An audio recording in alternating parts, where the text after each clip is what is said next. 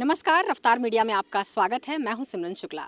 आज हम हमारे कार्यक्रम खास मुलाकात के तहत आपको एक और शख्स से मुलाकात करवाने जा रहे हैं। तो हम जानते हैं उनकी शख्स से शख्सियत बनने की कहानी। तो आइए सीधे रूबरू होते हैं जनार्दन झा से। जनार्दन जी, आपका बहुत बहुत स्वागत है रफ्तार मीडिया में। रफ्तार मीडिया के सारे श्रोता को मेरा बहुत नमस्कार। जनार्दन जी, आपका जो सफ़र रहा जॉलीवुड से बॉलीवुड तक का, आपने किस तरह से सफ़र को पूरा किया? एक्चुअली मैम, मैं झारखंड के रहने वाला बंदा हूँ और मेरा जो स्टार्टिंग पीरियड था वो थिएटर से था। मैंने काफ़ी सारा थिएटर किया, 5 साल मैंने थिएटर किया, बेंगलुरु थिएटर किया। करने के बाद मैंने रांची में जैसे हमारे तो छोटा छोटा फिल्म होते रहता है, तो उसमें मैं आया, छोटा छोटा काम भी किया, लेकिन बेटर अपॉर्चुनिटी नहीं मिला हमको। एक्चुअली मेरा एम्बिशन ही था, ये सपना ही था कि मैं बॉलीवुड का एक एक्टर बनूं। आपने बचपन से ही सोच रखा था कि आपने एक्टर बनना है? एग्जैक्टली जब मैं कॉलेज में स्कूल में पढ़ाई करता था तो जो सैटरडे का टाइम जो शो होता था, कोई सिंगिंग होता था, कोई अपने जो मेमिक्री करता था या फिर कुछ भी जैसे एक्टिंग होता था, तो मैंने भाग लिया था। मैं गाना भी गाता था। मैं कुमार सानू का गाना अच्छा गाता हूँ और सानूदा मेरा गुरु है, किशोरदास सानूदा, मोहम्मद रफ़ी साहब, ये सब गुरु है। और अंदर में मेरे को हमेशा लगता था कि अगर मेरे अच्छा जॉब मिले तो मैं जॉब नहीं कर पाऊंगा, बिकॉज मैं वो सुबह ऑफिस जाओ शाम को आओ, ये मेरे से होगा नहीं। मेरे को फ्रीडम चाहिए और ये मेरा लाइफ फ्रीडम है। और मैं अभी जो एक्टिंग कर रहा हूँ, जो एज एक्टर हूँ, तो ये आप लोग सबका दुआ आशीर्वाद है, झारखंड का माटी का गुण है जी। आप झारखंड से मुंबई कैसे पहुँचे? मेरा जो फर्स्ट फिल्म था वो MS धोनी था। तो हमारे जो डायरेक्टर साहब थे आदरणीय नीरज पांडे सर, उन्होंने मुझे को ब्रेक दिया धोनी पिक्चर में काम करने के। फिर धोनी पिक्चर में मैंने काम किया। धोनी पिक्चर में काम करने के बाद हमारे जो जैसे बोकारो चंदन क्यारी, काफ़ी लोग उत्साह हुए थे। काफ़ी हमारे जो वहाँ पर जितना फिर दोस्त है, जितना सारा हमारा जो इर्द गिर्द के आदमी लोग, उन्होंने सारा उन लोगों को प्रोत्साह हुआ। उसके बाद मेरे को लगा कि मैं एज ए एक्टर हूँ, मतलब अच्छा चारों तरफ से पॉजिटिव खबर आने लगा। तो मैं सोचा क्यों ना अपना करियर में इसमें करूँ। और एक्चुअली मेरा ये दिल में ही हमेशा टिक टिक टिक टिक होता था कि एज ए कलाकार की जो फीलिंग थी वो हिलोरे मार रही थी आपके अंदर। जी। ठीक है। तो फिर मैंने रांची में कुछ दिन स्ट्रगल किया। मैं पहले जॉब भी करता था, फ्रैंकलिन में जॉब करता था, फिर माइक्रोमैक्स में जॉब करता था। लेकिन जब भी मैं जॉब करता था तो मेरे दिल में ये खिटखिट होता था कि आज कहीं तो ऑडिशन तो नहीं हो रहा है, आज कहीं को शूटिंग तो नहीं हो रहा है, कोई मेरे को बुला क्यों नहीं रहा है। और मन नहीं लगता था जॉब में। सिस्टम में है, नज़र सिस्टम में है, ध्यान कहीं और है। मैंने ऐसा हमेशा होता था। और इसीलिए मैं सोचा कि अब रांची में कुछ होने वाला है ही नहीं, क्योंकि यहाँ पर तो अपना सपना मनी होता है। और काफ़ी आदमी को मैंने बोला भी, भैया ऐसा ऐसा बात है, थोड़ा सा एक मौका दे दीजिए। जनार्दन जी, आपने कहा कि यहाँ पर आपका कुछ होने वाला नहीं है, ये इससे क्या मतलब है? इस पे जरा आप प्रकाश डालेंगे? एक्चुअली मैडम, मैं ये नहीं बोलूँगा कि यहाँ पर कुछ होने वाला नहीं है। मेरे साथ अच्छा हुआ था ऐसा कुछ। यहाँ पर मैंने कलाकार का कदर नहीं है। जो कलाकार है उसका एक कदर होना चाहिए। एक्चुअली आपके अंदर क्या क्वालिटी है, जब आपको पर्दा के सामने आप आएंगे तभी आपको पता चलेगा। लेकिन हमारे झारखंड के माटी का इतना गुण है कि आदमी कुछ भी कर सकता है, लेकिन उसको अच्छा प्लेटफॉर्म नहीं मिल पाता है कि वो अपना प्रदर्शन कर पाए। चाहे एक्टिंग फील्ड में हो, चाहे एंकरिंग फील्ड में हो, चाहे एक्टिंग फील्ड में हो, सिंगिंग फील्ड में, कुछ भी, एनीथिंग। लेकिन कुछ होता है कि चलो आता ही नहीं होगा इसको। तो आप जब तक स्टेज में नहीं किसी को ढालोगे तो डांस कैसे करेगा और एक्टिंग कैसे करेगा? स्टेज में ढालो तो पहले उसको सही। इसलिए मैंने सोचा कि नहीं, यहाँ पर तो शायद लोग नहीं दे पा रहा है, तो हमको जाना पड़ेगा। तो फिर मैंने अपना कुछ जुगाड़ किया, गो टू मुंबई।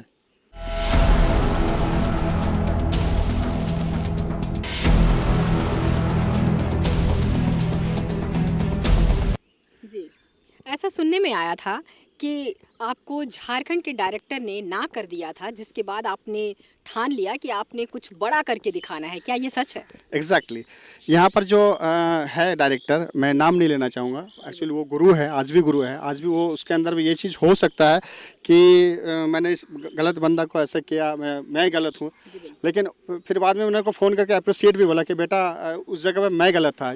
जब मैंने को करण जौहर धर्मा प्रोडक्शन से डेब्यू हुआ आयुष्मान खुराना के साथ, मैंने जब काम किया तो सबसे पहले उन्हीं का कॉल आया था कि बेटा इसमें मैं बहुत शर्मिंदा हूँ कि मैंने आपको बोला कि यार अभी तुम्हारे लायक कुछ है काम नहीं है। तो मतलब बोले कोई भी आदमी गुरु गुरु होता है, गुरु को तो दिल में रखना चाहता है, सब भी रखा है, हम भी रखे हैं आज भी। तो करते करते मेरा बस चल रहा है अपना सफ़र। तो कहीं ना कहीं आपको लगता है कि आप आज जो हैं जहाँ पर हैं, कहीं ना कहीं ये क्रेडिट उनके उस नाकामी ना करने की वजह से आपको मिली? एग्जैक्टली क्योंकि उनको तो ये पता होना चाहिए ना कि एक्चुअली बंदा के अंदर जो क्वालिटी है, जिसको मैंने अच्छा सा आंका भी नहीं और उसको मैंने ना कर दिया। तो हम जितने भी डायरेक्टर है, जो कास्टिंग डायरेक्टर है, जो लाइन प्रोड्यूसर है, मैं सबको ऐसे करके बोल रहा हूँ कि किसी को आदमी के साथ कोई आप ताल्लुक़ ना रखे। कब आदमी कहाँ कैसे पहुँचेगा आप नहीं जानते हैं, और उसको एक मौका दीजिए। वो अगर मौका में ठीक कर पाता है, अगर नहीं कर पाता फिर उसको बोलो कि बेटा मैंने तुमको चांस दिया but you are not success, आप नहीं कर पाए। लेकिन आप किसी को मौका नहीं दोगे, उसका बोलेगा यार नहीं तो ये गलत है।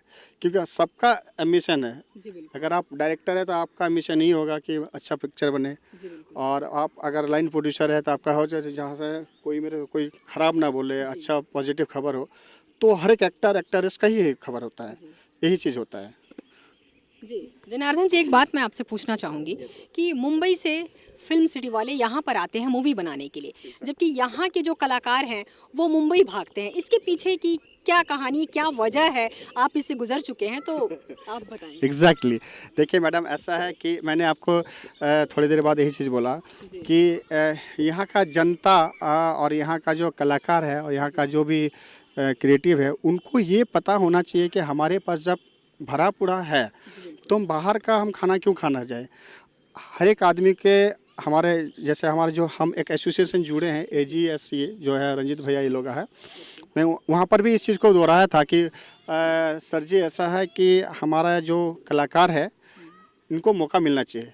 ठीक है, आप एक इंटरव्यू ले लो, आप एक ऑडिशन ले लो, उस ऑडिशन में डायलॉग डिलीवरी कर पा रहा है कि नहीं पा रहा है, एक्सप्रेशन अच्छा दे पा रहा है कि नहीं पा रहा है, लेकिन पता नहीं अपना सपना मनी होता है।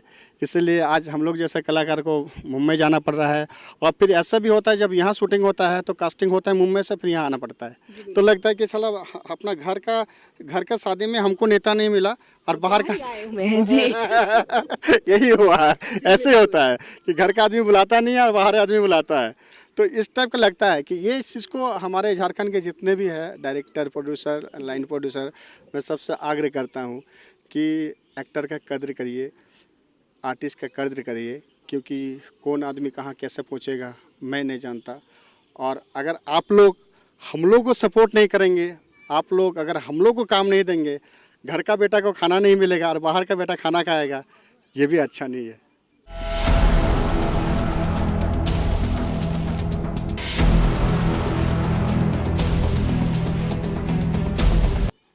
तो ये मैं भी कहना चाहूँगी कि झारखंड के कलाकारों को एटलीस्ट आप एक बार मौका ज़रूर दें। उसके बाद वो अगर नहीं कर पाए तो अगर आप नकारते हैं तो ये एक जेन्युइन रीज़न है, बट बिना उसके योग्यता को परखे आप उसे ना करें। Exactly madam.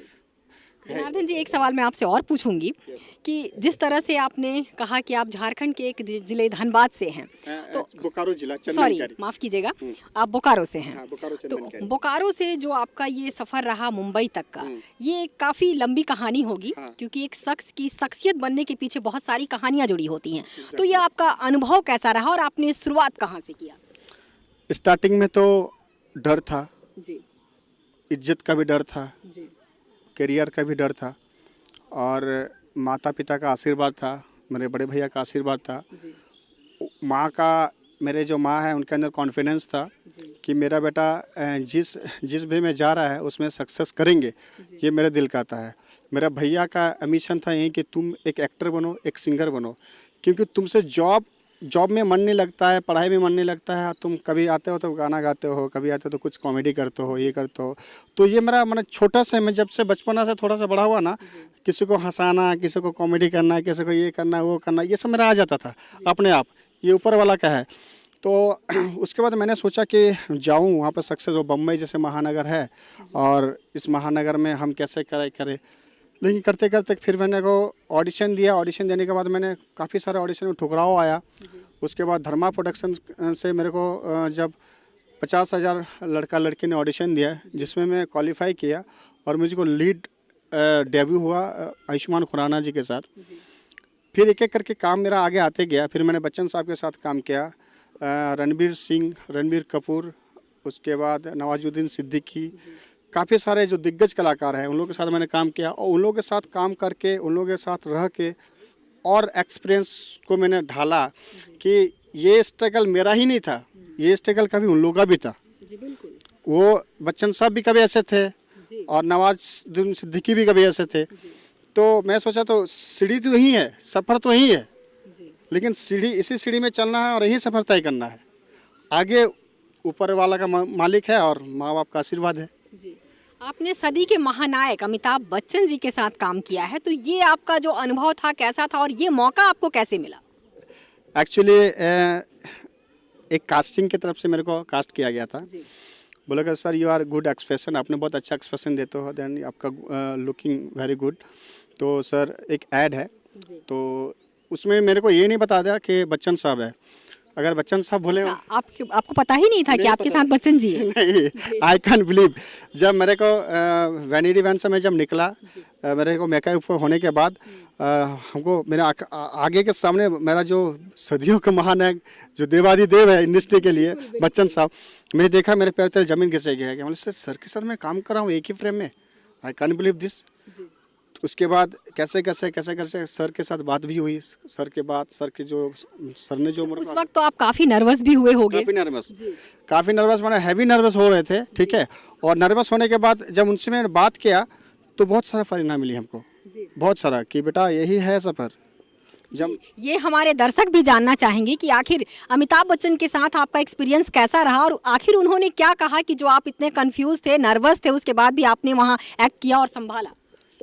बच्चन साहब ने मेरे को आशीर्वाद दिया और बच्चन साहब ने बोला बेटा जो पसीना से भीगता है वो कभी बारिश से नहीं डरता। वाह, क्या बात कही आपने। तो अभी पसीना से भीगो, जब बारिश कहीं मिलेगा ना तो आपको पता नहीं चलेगा। तो ये लाइन है इसी टाइप का, कर्म किए जाओ, फल का चिंता मत करो, वेट एंड वॉच, समय ही धन है और समय ही फल मिल जाता है। तो मैं अपना पूरा ऑनेस्टली के साथ मैंने काम किया और जैसे जैसे मैंने काम किया वैसे वैसे मेरे को रिजल्ट भी दिया भगवान ने। ये भगवान का है, ऊपर वाला का आशीर्वाद है, माँ बाप का आशीर्वाद है, गुरुजनों का आशीर्वाद है, आप सबका आशीर्वाद है, ठीक है, सारे श्रोता का आशीर्वाद है। और आशीर्वाद लेना चाहता हूँ आप लोग सब से कि अपना मुकाम को मैं जैसे जल्दी जल्दी हासिल कर पाऊँ, ठीक है। और वही सीढ़ी में आज भी चल रहा हूँ, वही सफ़र आज भी तय कर रहा हूँ। वो कहते हैं ना कि चल बांध कमर क्या डरता है, फिर देख खुदा क्या करता है। और उसके बाद जनार्दन झा ने अपनी कमर कस ली और फिर आज ये हमारे साथ इस वक्त मौजूद हैं और इन्होंने सफलता की सीढ़ी चढ़ी है और काफ़ी सारे मुकाम अभी भी हासिल करना बाकी है। तो और कुछ अपने नए प्रोजेक्ट के बारे में आप हमें बताएं। जी मैम, जो मेरा आने वाला प्रोजेक्ट है, पहले अपना माटी का नाम लूँगा, झारखंड का माटी, गंगवा। गंगवा आने वाला है, जो मेरे को शौक था कि नागपुरी पिक्चर में होना चाहिए, तो मैंने नागपुर में भी काम किया, भोजपुर में भी काम किया। जो मूवी है वो नागपुरी मूवी है? हाँ, वो नागपुरी मूवी है, वो नागपुर का वेस्ट मूवी है। हाँ, तो यहाँ उसका जो डायरेक्टर एंड प्रोड्यूसर है उन्होंने मेरे को चांस दिया, तो मैंने सोचा उस टाइम में रांची में ही था, मैं बोला ठीक है कर लेंगे, कोई बात नहीं। एक वो है, एक महेश भट्ट सर का और विक्रम सर का कंबाइंड एक पिक्चर आ रहा है कोल्ड, उसमें भी हम काम कर रहे हैं। 3 मेरा नेटफ्लिक्स का वेब सीरीज आ रहा है, ठीक है। और काफ़ी सारा ऐड आ रहा है, काफ़ी सारा शो आते रहता है मेरे को, ठीक है। G5 का आपने जो अपनी लाइफ की पहली ऐड थी, जहाँ तक हमें जानकारी है, आयुष्मान खुराना के साथ थी, राइट? तो आयुष्मान खुराना आपके लिए कहीं ना कहीं लकी